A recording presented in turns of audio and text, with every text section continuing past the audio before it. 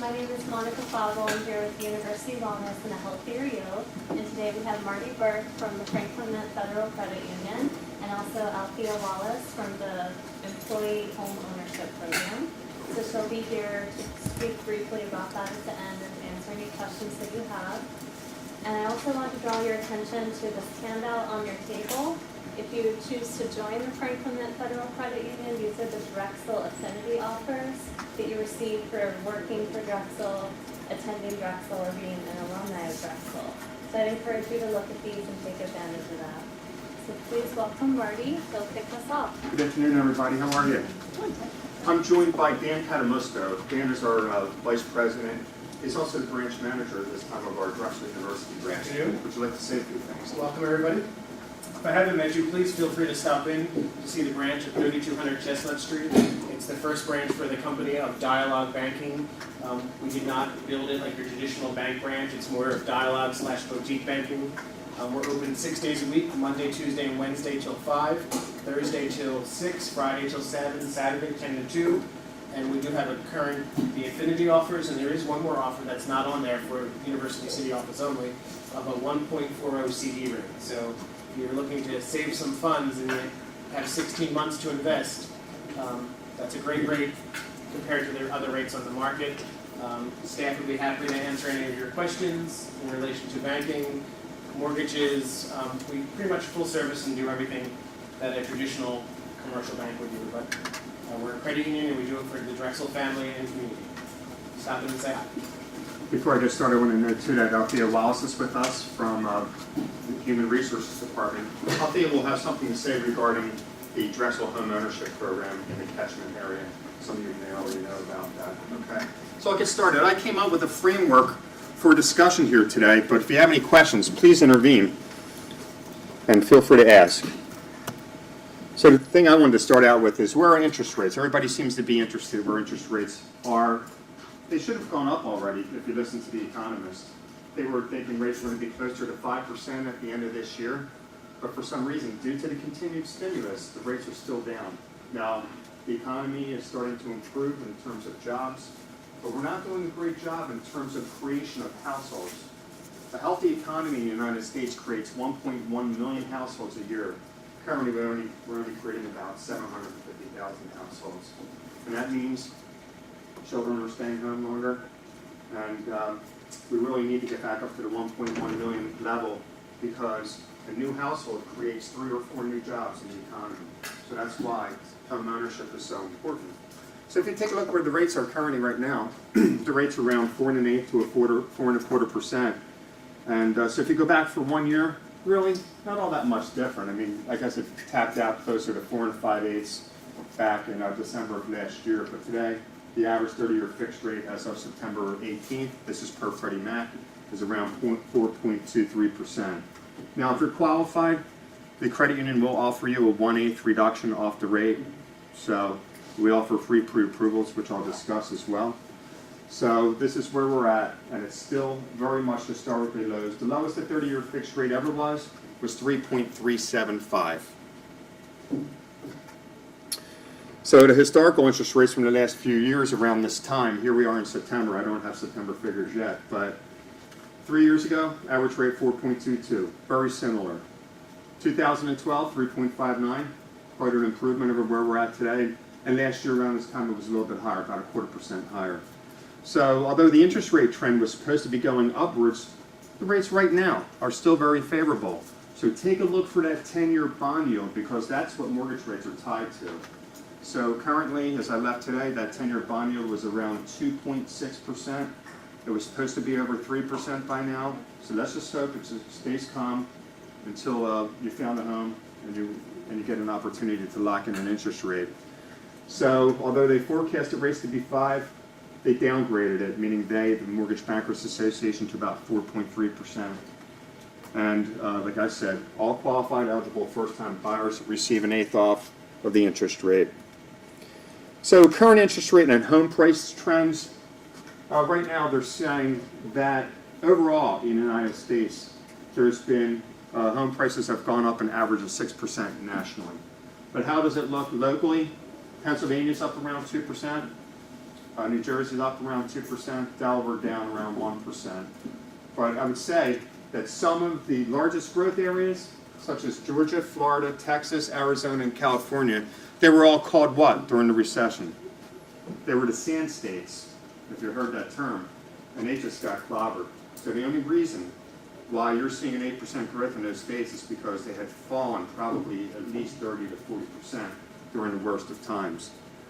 So I still believe it's a good time to buy a home. If you're looking in that catchment area, prices are still reasonable. There's a lot of nicely done rehabilitated homes over there. So low interest rates are still there. We have low down payment options that we're going to get into. And we also have our own realtor referral program, which I'll get into in a little bit. Let's talk about conventional versus FHA loans for a little bit, okay? The main difference on these loans is the credit score requirement is a little bit less for the FHA. The FHA allows you to get more of a seller's assist, and the FHA has an insurance premium that will always be higher than the conventional private mortgage insurance premium. So we'll start at the top.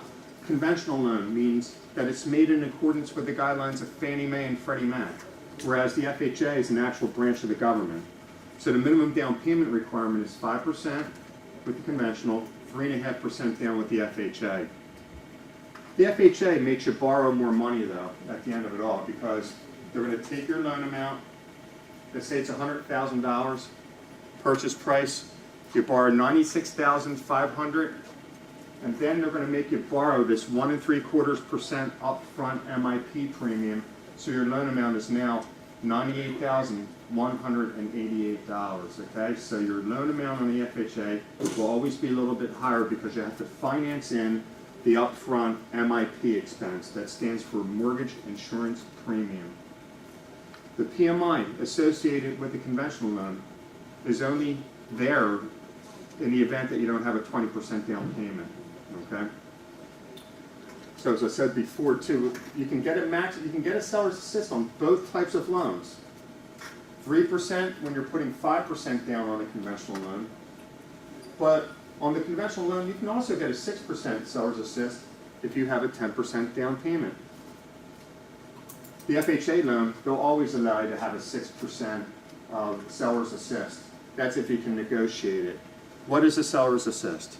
On a $200,000 purchase price, a 3% seller's assist means the seller's going to give to you at the time of closing $6,000 to help lower the amount of money you need to go to settlement. On the other hand, a 6% seller's assist would allow you to have about as much as $12,000. But in either case, what I want you to be cautious about is when you're negotiating a sales price, just know that a seller's not so willing to give up 3 or 6%. They're going to sometimes try to negotiate that back into the sales price. So on a $200,000 purchase price, if you're going with that FHA loan and if you need the 6%, they're going to try to get you up to $212,000 in order to give you that $12,000, okay? And sometimes when you're negotiating the maximum seller's assist, sometimes you're putting pressure on that property's ability to appraise at the higher level.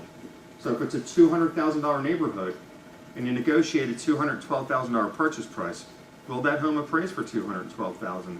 Are there enough comparable sales in that neighborhood to justify it going up that much higher? So that's what you just want to be cautious for. The minimum score requirement for a Fannie Mae Freddie Mac loan is 660, and the minimum score requirement today on the FHA loan is 580 and above. I'll tell you, there are some challenges though. We've had some folks go through the process with a 580 score.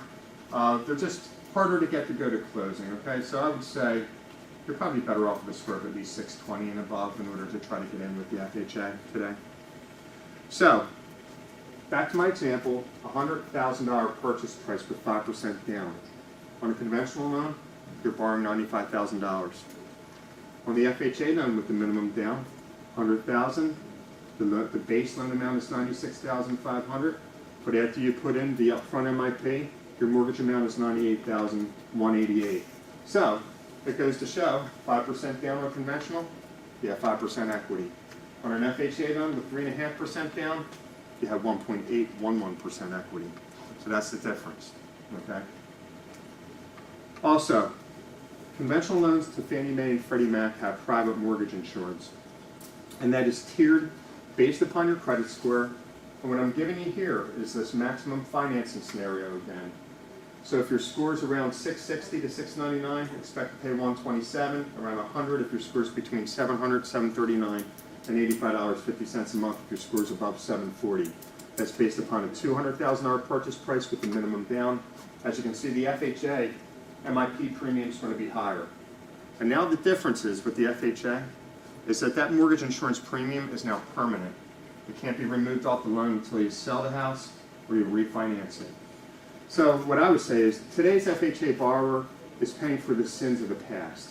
The government said they're expecting losses on this loan type. There are higher delinquencies because it has less of a down payment, and it is backed up by American taxpayer dollars.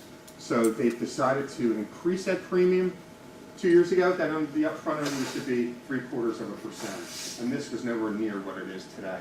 Okay, so just keep that in mind when you're looking between the two mortgage types. As for the cancellation of private mortgage insurance on a conventional loan, they can be requested to be removed after 2 years, or if you stay in the loan long enough, it will just automatically terminate on the conventional loan. It will just fall off the loan, and that's once the balance reaches 78% of the original value of the property. And unfortunately, on the FHA MIP, it's now a permanent part of the loan, like I said. So there are alternatives sometimes to the private mortgage insurance. The credit union can offer you 2 mortgages. Okay, so you can go back to the 80-15-5. That means that if you're buying a property for $100,000, we can give you a first mortgage for $80,000, and we can get you a second mortgage for $15,000. The rate on that $15,000 mortgage is higher. It's somewhere between 5 and 6% today. But what it does, it avoids the payment of private mortgage insurance. See, up until last year, the private mortgage insurance premium had been a tax write-off, but it no longer is. So households who are now earning, well, it doesn't matter, every household now, it's not a write-off for them anymore. But last year, households that had more than $110,000 were unable to write off the private mortgage insurance. That's why we went forward and offered them the 80-15-5 or the 80-10-10. Again, that's where you borrow 2 mortgages, 80% for the first mortgage, 10 or 15% on that second mortgage with 5 or 10% down payment out of your pocket. Any questions on this?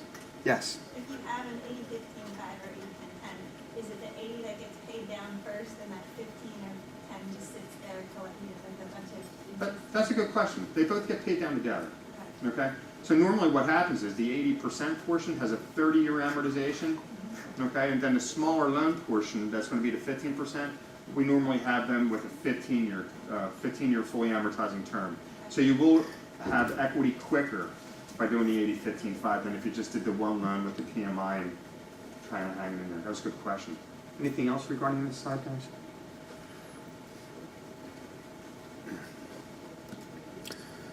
So what I wanted to say is, as an alternative to the 3.5% down FHA loan, the credit union has a 3% down ARM option. Now, a lot of folks don't like the term ARM because the press did a good job during the mortgage meltdown of blaming ARM loans, and in some cases they were correct, but not all ARMs are painted with the same brush. Okay? A lot of the ARMs that were talked about during the meltdown were what we call option ARMs. You had an option. You could pay the option payment only, you could pay the interest only payment, or you could pay the fully amortizing principal and interest payment, which is what everybody should have been paying. But what happened was the rates not only had a teaser rate of, let's say, 1 or 2%, and then they ended up with a rate of 6, 7, or even 8% after 1 year. The folks who were only paying the option payment, let's say $1,000, the interest only payment was $1,250, and the fully amortizing principal and interest payment was $1,500. Well, the folks who were only paying $1,000, you should have been paying maybe the $1,500. That difference, the $500, was being added back to the principal every month. So instead of the balance coming down, it was actually going up. And that's called negative amortization, and we don't offer it, and we never have, and it's a bad product. So that's what the press was talking about, but that's not what these ARMs I'm about to talk to you are. These arms are hybrid arms. 7-1, 5-1, 5-5. 7-1 means that it's fixed for the first 84 months, and then it adjusts every 1 year thereafter. 5-1 arm fixed for the first 60 months, adjusts every 1 year thereafter. And the 5-5 arm is how arms used to be when it first came out. It will adjust every 5 years. Okay? So these three products here will allow you to get into the home with 3% down, without the upfront MIP premium, without the higher costs associated with the FHA MIP. And over here is just your normal 5% down with the private mortgage insurance example. Okay? So as you can see, over here, the mortgage insurance premium is what I'm focusing on here. So it's about $221 a month, just like the previous slide it showed. And then over here it's about $149 a month for the ARM options. Again, you can get into the house with 3% down. If your score is 740 or above, that 3% can come from a gift. So you really don't even have to have too much money of your own money into these programs. If you're considering the Drexel program, this doesn't pertain, because what I'm discussing on the previous two slides are maximum financing scenarios. Althea will discuss it in a minute, but the $15,000 you'd be getting from Drexel and the $4,000, it doesn't create a maximum financing scenario as I'm explaining to you here. I'm just discussing it in general. Okay? So all 3% down payment arms have what we call 2-2-5 caps. So afterwards, let's take this 5-1 arm. It's fixed at 3.5% for 5 years. What's the most it can go up to at the first adjustment? 5.5%. None of these loans have prepayment penalties. You can come back and refinance them at any time you'd like. And sometimes when we're talking about ARM products, I just like to throw out there, anybody want to take a stab as to what they think? What is the average life of a 30-year fixed rate mortgage? Any guesses? 7 years. So no matter what the rate is, no matter what environment we've been in, the mortgage bankers have always noticed that these loans normally prepay within 7 years. And the reason why is because you may not be in the house that long. You may buy up, you may buy down. You may marry, you may divorce. There's a million reasons. You may need cash back out of that property for debt consolidation. Cash out to buy another home. Cash out to fund a child's education. So there's a lot of reasons why you may not be in a 30-year fixed rate loan for 30 years. I've never been. I've had 6 mortgages in my life. The longest I've ever been in one has been 8 years. Any questions regarding this slide and what it pertains to? So it just shows you a lesser down payment without the upfront MIP and without the higher amount of the MIP as opposed to the lower PMI. Okay. So the importance of credit scoring, I won't get too held up on this because I know it's lunch and you guys probably got to get back to what you're doing. Anybody here, do most folks know what the credit score is for the most part? Right? Okay. So it's become an important component out there. And what I would like to say is when you see your credit report and you see your credit score, you may not know exactly what kind of score you're getting, okay? When we're doing mortgage loans, we pull all 3 repositories, and the decision for the underwriting is made by your middle score. So if you have 2 applicants on the application, it's made upon the lower middle score of both applicants, okay? That's known as the underwriting score. So mortgage lenders use what's known as classic scoring. You may have heard Susie Ormond, she promotes the Vantage score, okay? That tends to be a little bit higher. Even at our own credit union. If you went to Dan today for a car loan at the credit union uses TransUnion next generation scoring, which can be higher than what we may be using over here. So you never really know. There's over 60 scoring models out there in the marketplace today. But we will give you that information. During the pre-approval, the credit disclosure gets mailed out to you. Okay, so as soon as we pull credit comes out. Yes? Isn't the FICO score that all the credit card companies are giving you now? Yes. Is that being pulled from these two, or you don't know? A FICO score is just like a generic name for it. That's Fair Isaac Company. So everyone has their own score now too. So that came from, I believe, Experian, and Equifax has a Beacon score, and TransUnion has their own. So they all have their own proprietary score, okay?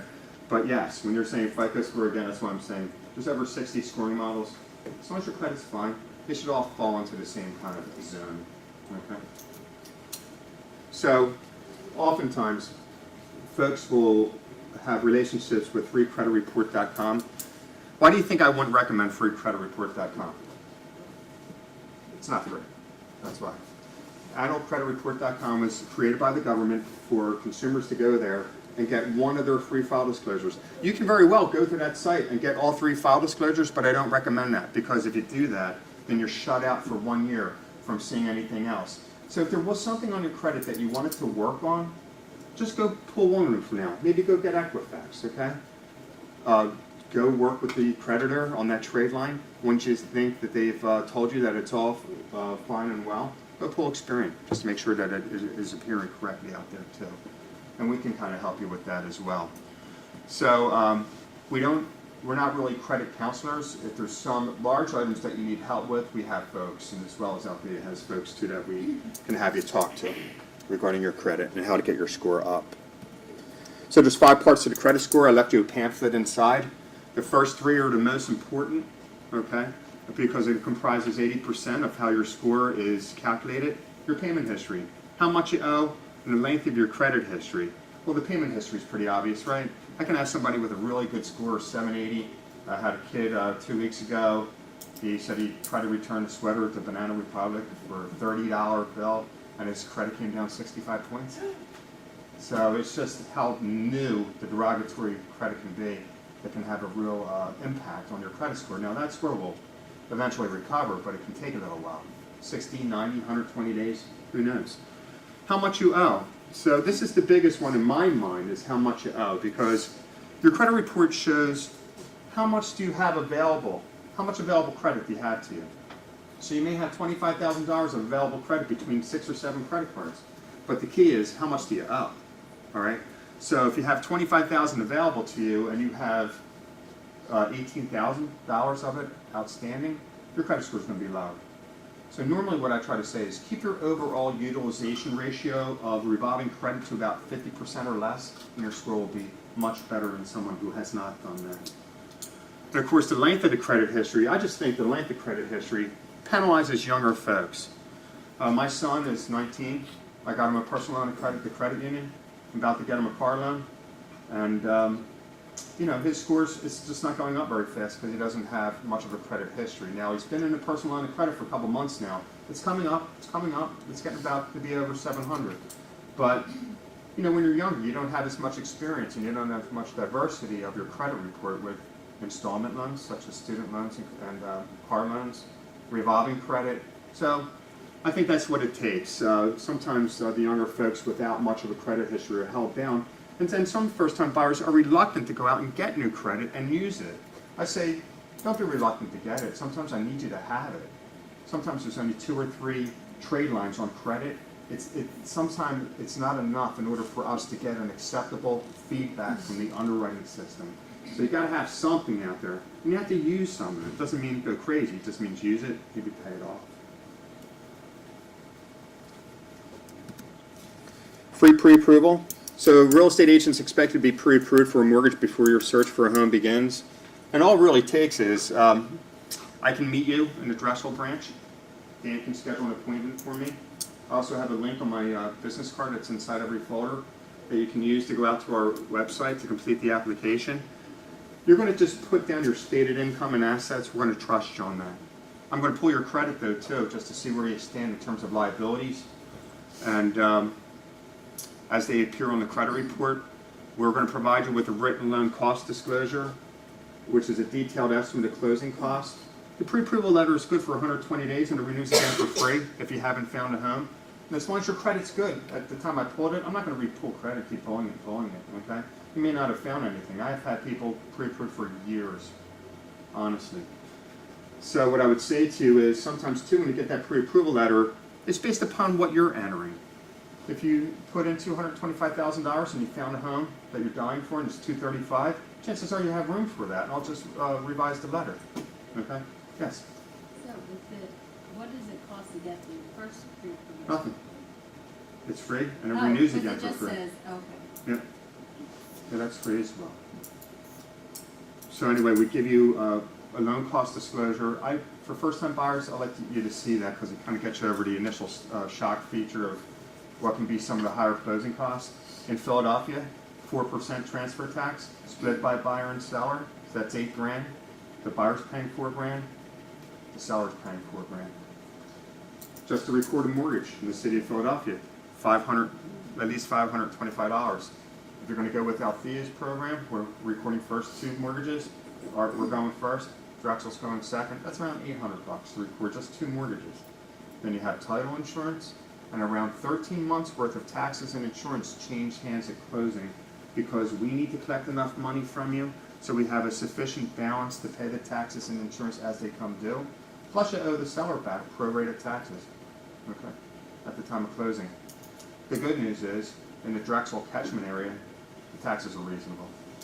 You seen anything above 2,000? Yeah. Okay. And then credit score and effect on price. I'm not going to go crazy on this, but the greater down payment and the higher the score, the greater rate you're going to get. It kind of makes sense, doesn't it? So it used to be that somebody with a 580 score and somebody with a 780 score got the same rate in points. But that was the mortgage business, and that's how they were doing things. But that wasn't how it was if you're trying to get a credit card, was it? Or a car loan. They've always been using risk-based pricing.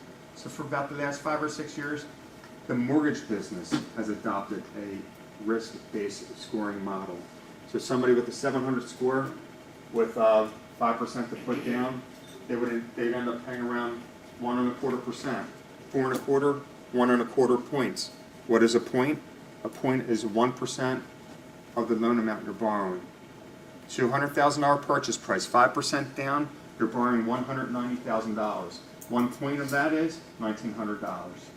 So we can always go ahead and increase the rate to absorb any points that you may have out there. But I just wanted to make you aware of that when you're out there shopping and you're looking at different lenders' websites, Wells Fargo, Bank of America, Franklin Credit Union, TrueMark, whomever it may be, you're just seeing the rate posted for presuming you have a 740 score and sufficient money to put down, okay? So they don't know really what they can offer you until they put you through the pre-approval process. I won't spend much time on this. This is our CU Realty program. This is for those who are considering a home outside of the Drexel catchment area. And so CU Realty is a joint venture between the Franklin Credit Union and several other area credit unions whereby if you use a real estate agent inside that network, they're going to give you a rebate of a portion of their commission. Okay? So on a $200,000 purchase price, normally each real estate agent gets 3%. That's $6,000 for each agent. But because we gave the agent your pre-approval, they're willing to give up 20% of their commission back to you at the time of settlement. So in that example, 6,000 times 20% is 1,200, right back to you at settlement. It's not a bad deal whatsoever. And you can get registered at our website, or we'll register you, whatever you want to do. It's all on our website. From there, you can actually view homes, get pre-approved for a mortgage, and select a real estate agent all in one place. And that just goes to show how it looks like. Again, if it was a $400,000 purchase price times 3, that's $12,000. Is their gross commission. 12,000 times 20% is $2,400 back to the buyer at settlement.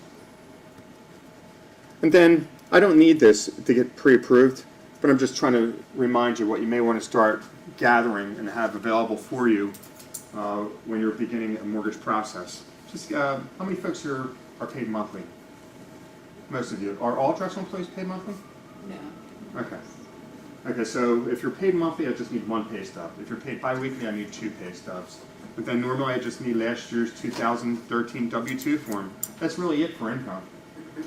And then if you're self-employed or if you have other income, like non-employed income, because you have rental income, you have Social Security disability income, whatever it may be, I may need the tax returns. But for the most part, I can get away with just pay stubs and W-2s if you and even your co-borrower are just employed by someone else. We're also going to need the fully executed agreement of sale once you've negotiated it. Inside of the agreement are 2 important dates, the first one being the commitment date. That's the date the lender has to have you approved by in writing. The second one, the settlement date. So both very important dates, and we will not miss either. And then the other thing too, what we need is, and this seems so simple, but it's become the most toughest thing to get, the most recent 1 month's formal bank statement for all accounts that are considered for down payment and closing costs. I don't know why it's difficult. I guess it's the day and age of trying to be sent out to the web to try to find a bank statement. For example, TD Bank allows you to put in a date range, so you're thinking, wow, he needs a 30-day statement. Boom, there it is. They print it out. Doesn't have your account number. Doesn't have your name. It's not a bank statement. It's an internet printout. But like if you were a member of a credit union, or even with Capital One 360 accounts, they have a tab at the top, e-statements. That is a replica of an actual bank statement. That's exactly what we're looking for. And if it says pages 1 of 6, we need all 6, even if page 5 and 6 may be blank. But that's what the underwriter's looking for. And normally when you're applying for the mortgage, they want to see that you have the savings history already. Okay, not that you necessarily have to save to get to closing while you're in the process. That can be tough. Okay. And then, of course, we're going to need evidence of homeowners insurance to be provided prior to closing. Both the Franklin Credit Union and Drexel has a relationship with Liberty Mutual, if you're so moved to shop with them. Any questions so far, guys? Okay. And then sources of funds to close the loan. Okay. The FHA says, remember, 3.5% down. That 3.5% does not have to be your money. Okay. That can be a gift. The 5% on the conventional loan has to be your money. Okay, and that can be in the form of savings. It can be in the form of retirement distribution. You just have to document the file for us to be able to tell, that you're eligible to take a loan or withdraw from that account. Working with somebody now, she cleared out her Fidelity account. She transferred it over to the Wells Fargo account. That's acceptable sources of funds to close the loan. So what I would say is, I know that with a gross domestic product for the next 10 years, it's going to remain flat. Wages in the United States are also projected to remain flat for the next 10 years. Can saving for down payment be tough? I think that's going to be the primary challenge. The secondary challenge will be with the young folks with their student loan debt. That's also going to be a challenge. Why would you want to get into more debt when you're already in a lot of debt to begin with? So I understand the challenges involved with that. But at the end of the day, I would think that it's best, if you're buying that $200,000 home, to have that 5% somewhere, whether it be in savings, a retirement account, 10 grand, okay, in this example. So the acceptable sources of funds, I went through it already. Your normal liquid accounts, savings, checking, CDs, mutual funds, gift funds from an acceptable donor, that is anybody related by blood or adoption, okay? Mother, father, sister, uncle, stepbrother, whatever it may be. And the gifts, we prefer them to be given at closing because I don't want to have to verify the donor's gift, and the donor doesn't want to give me their bank statement anyway. So the best way to get it is just have that gift given to you at closing, made payable to the title company. We'll put it on a settlement sheet, and you're fine. And then the seller's assist. Everybody good on that definition again? That's whereby at closing the seller's going to give you some of their proceeds to reduce the amount of money you need to go to closing. That's an acceptable source.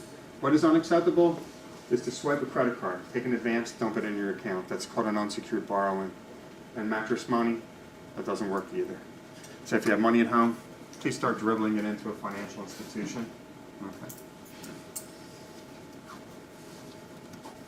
And do's and don'ts when applying for a mortgage, please don't go out and start opening all sorts of credit cards and other, even getting car loans, stuff like that. I mean, if you plan on doing it during the process, just tell us. That's no problem.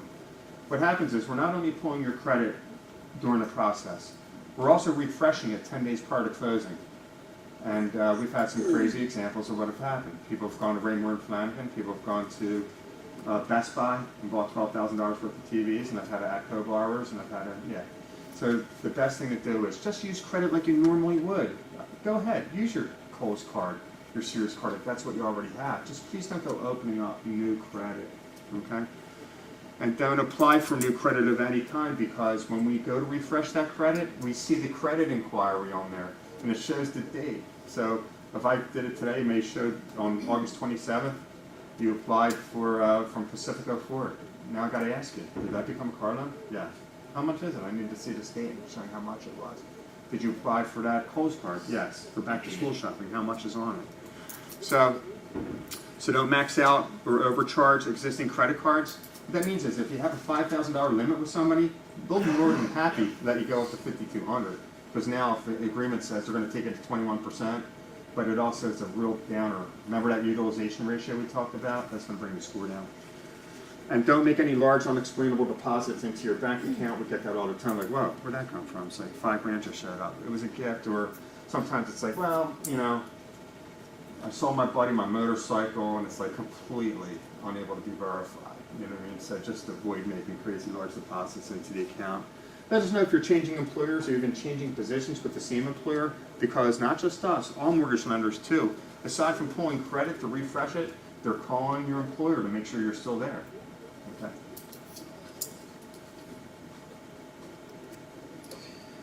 And Althea, do you want to say something about the Drexel EAH program, Employer Assisted Housing? Okay, thanks, Marty. Mm-hmm. So like Marty been saying, Drexel Employee Home Purchase Assistance Program, the program now is being offered to our benefit eligible faculty and professional staff. So you could be full-time or part-time, and this program has been in existence for 3.5 years in the current program. So we have a defined boundary which goes from 31st Street all the way down to 42nd. 42nd is where the field is, if you're familiar with Vitus Field. And then it goes from Chestnut from the south all the way to Mantua Avenue to the north. We do provide $15,000 forgivable loan, and this is forgiven over 5 years, which means you have to be the primary resident in that home for 5 years. Each year, what we will do, you're starting at your anniversary year, we will forgive the loan in 20% increments, so that's $3,000. And that money is then taxable. As you know, Drexel can't give you anything for free, so you do have to pay taxes. So once you find the home, you will get the money up front. The money will go to the title company up front. So there's nothing happened when you first find the home. All these start happening every anniversary year. So if someone find a home, say in November of this year, you'll get the money, the $15,000 this November. The first time you have to pay taxes on the money will be 2015 of November. And it go like that every year on your anniversary year. And what Drexel does, payroll will work with you, and if you purchase a home earlier in the year, they'll spread out the taxes the remainder of the year. You still pay the same amount of taxes, but if you looking at financially, it is better to get it earlier in the year because it's spread out over the remaining months. If you purchase in November, they only have 2 months to work with, so you'll have to pay the taxes. And I saw that most of you raised your hand at your monthly pay. So what you'll do, you'll pay fixed taxes on $1,500 using that November scenario next year in 2015, and then you'll pay the other taxes in December. If you wait till 2015 January, your first anniversary will be 2016, so then they'll divide the $3,000 over 12 months. Okay? So that's how the taxes work. Like Marty said, we have partnership with several preferred partners. So we have Franklin Mint as one of our preferred partners. We have other lending institutions. We have partnership with realtors. We have partnership with home inspectors, title company, maintenance services, cleaning services, whatever you need to help you with the home buying process. We have relationship with subject matter experts. If you are planning to use the program, there's some documents that you have to sign. So one of the first things that we ask that you do is to come in and sit down and meet with me, and we'll review it in more details. But everything is pretty much straightforward. But we ask that if you're going to utilize the benefit, that your first meeting is with me and we get it set up. All the Drexel settlements are down. They're down here on the Drexel campus, so we ask everybody to come here. And good news, so you might maybe wondering, how is the program working? To date, 31 faculty and professional members have purchased a home in the Boundary. So we have about 8 faculty members and 23 professional staff members. The average price of a home is about $185,000 of those 31 who have purchased. Question? Are they only single-family homes or do others? Well, in our program, condos does apply, but in the Boundary, there are no condos. But that's a very good question. So you can purchase a duplex, and you can rent out one portion of the home as long as you're the primary residence in the house. So even if you buy a single family and you say you're single and you say you want a roommate, that's fine. We don't dictate what you do with your home as long as that home is your primary residence. What we're trying to do is civic engagement. We want to be a good neighbor to the community, so we don't want investment properties because that's what's happening currently. So if that's the intent, this program is not for you. And along with the $15,000 forgivable loan, the city of Philadelphia has a program, their Home Buy Now program, which they offer if they have a relationship with employers, if they have this type of employee program, they offer additional grants. So Drexel, we are one of their anchor institutions. So they provide our faculty and staff who purchase in the Boundary an additional $4,000 grant. You don't have to do anything to go out there searching for this money.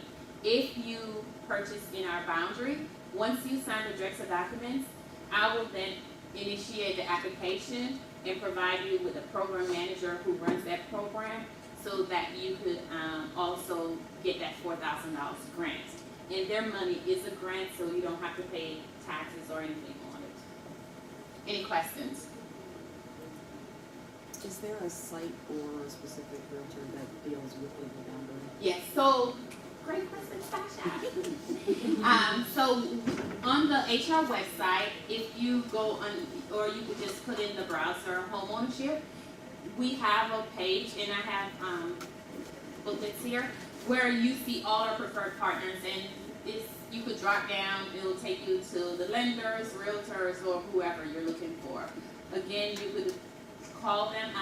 One of the benefits that we do, because we know purchasing a home is sometimes difficult, so we provide what you call lenders meetings. So if you go to the site, you could choose 3 lenders that you would like to see, like including the Franklin Federal Credit Union, and then you let me know your availability, and we invite them in, and they each have 30 minutes to kind of give you a pitch. And the information that Marty's telling you that you need, we make sure that they know that your credit score, the value of the home you're looking for, and they come to these meetings. So we have back-to-back lenders meeting in the HR office, and you get a chance to ask specific questions from 3 lenders, and then you choose your lender. The same thing with the realtors. Once you have the credit union give you your pre-approval, then you have a realtors meeting, and we tell the realtors the specification, what you're looking for in a home, what are the must-have. So then they come to the meeting again. You have 3 30-minute meetings back-to-back, and it's a good way of getting to know people, so they kind of come to you and you get to interview them. And so we try to make everything as smooth for you, but doesn't mean you're not going to have challenge. But everybody is working. I think at the end of the day, they're all working to get you to settlement so you could enjoy your beautiful home. Any other questions? Marty, I know you've talked about that grant money being used as a second mortgage. So as a reduction to your closing costs and settlement, the Drexel $15,000 is the second mortgage. Is it always used as a second mortgage, or can that $15,000 also be considered towards closing costs and down payment funds? And who gets to choose how it's Normally used? on the conventional note, that $15,000 is used to reduce what's known as your loan to value ratio. So as we were talking before, if you borrow $95,000 on $100,000, you have a 95% loan to value ratio. Again, with the Drexel program on a $100,000 purchase price, they're giving you 15% down in that 100. So now you're really borrowing something like 80,000 with the $15,000 soft second from Drexel. That's considered an 80% loan to value ratio and a 95% total loan to value ratio. So it can't be used for down payment or closing costs in that example. It's really used to lower and increase your equity position in the home. Okay, on the FHA, they can use part of that for your down payment and closing costs. The FHA will allow some of that $15,000 to be used for that.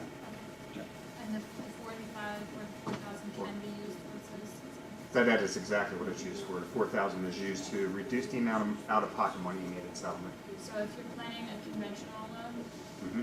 that 15,000 cannot be used for down payment and closing costs. Right. If you do the FHA loan, it can. A portion of it can. Unfortunately. Yeah, you still have that 3.5% of your own money in the deal. I'll show you those too. And so at Drexel, for us, whatever the lenders dictate how the money's applied, but it's for us, whether or not it's closing costs, down payment or whatever, Drexel has no problem. But the money, like Marty said, there will be a second recording because you're in a 5-year agreement with Drexel. So that mortgage is recorded with the city for 5 years. So you can't sell and we don't know. So that's part of it. Because the loan is being forgiven yearly, we need to be on the loan for the 5 years. So after your 5 years, then Drexel is removed from that. And you're paying taxes on 3,000. Yes, you pay taxes on 3,000, and again, it's based upon how you're paid. So I wouldn't be able to tell you how much that taxes is, but based upon the 31 people who have gone through the program, it's minimal in comparison to getting. So you're getting the money, but you just have to pay taxes on it.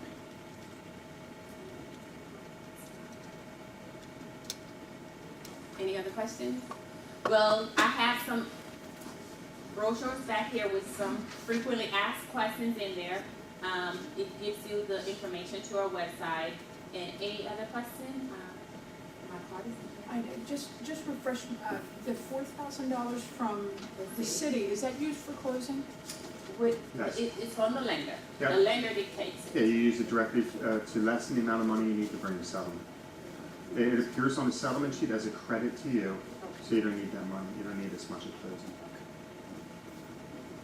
And if you purchase outside of the boundary, unfortunately, you can't get that $4,000. It is only for employees when they purchase through their employer program. So although you may have purchased in another area of Philadelphia, that $4,000, you won't get it either. Okay. So for both of those, the 15,000, which is the second mortgage we're talking about. Right. Okay. And the 4,000 has to be within that area that's designated. Yes. The Chestnut, 32nd Chestnut. 31st to 42nd, 34th. and from Chestnut to Manshaw Avenue. Okay. Is this include family or just the employee? Oh, what you mean about family? Like if my daughter on my son. No, it's just for the employee. The employee has to live there. And I know we've had the question where people, they live in New Jersey and their kids are going to come to Drexel. But one of the parents has to be in the house. You can't buy the house for your kids and saying, okay, they're going to be in school for 4 years, 5 years, I'm buying this house. Because again, part of it, we want to be good neighbors. And right now we have a lot of student housing where they're in college, they're supposed to be loud. And that's where that's what they do when you're in college. You get wild and drink and all that. But that's not what we want to do in the neighborhood. That's why we're building all these student houses to get the students back on campus.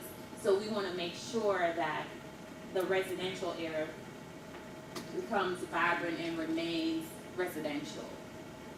So unless an adult the employee's going to be in that house, that's not part of our program. Can our children use the Franklin? No? Yes. So that, Yeah. because they're adults, some of them went, they're all out of college. Yeah, whatever benefit. Absolutely. Marty still. Yeah. Thank you. Thank you, Althea. Althea, just one question. So how many units can they buy up to if they say they're going to owner occupy it?